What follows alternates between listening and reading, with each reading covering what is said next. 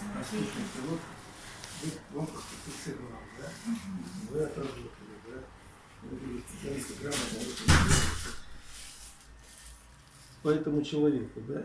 Как вы считаете, нужно разобраться, вот, который написал это? Ну, знаете, наша задача обследовать условия проживания, Я жизни, понимаю, здоровья ребенка но- и все. Кто что там дальше, Я это уже не понимаю, наша но компетенция. есть Мы просто зафиксировали, ответственность за что то, что ребенок. человек делает, Ну, понимаете? наверное. Мы зафиксировали, Может, что у ребенка есть все необходимое. То есть Может, условия администрация проживания может, я не знаю, обратиться в милицию, да, проверить этого человека. Если он психически здоров, привлечь его в какую-то Приходите, ответственность.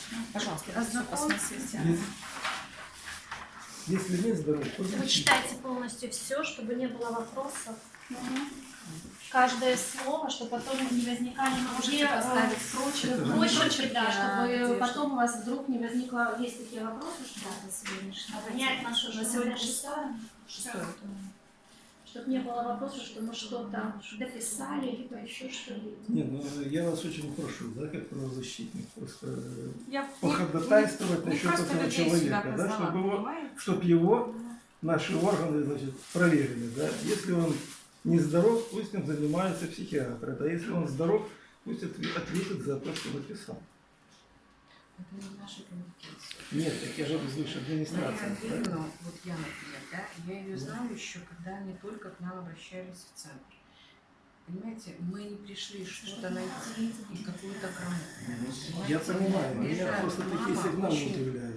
заботливая Ложный и так вызов, далее. допустим, Мы пришли спецслужб, по это факту. Мы ответственность, понимаете? составляем акт. У нас никаких претензий ни к маме, ни к кому нет. Может быть, кстати, сразу Понимаете? прочерк. Конечно, конечно. Мы ж...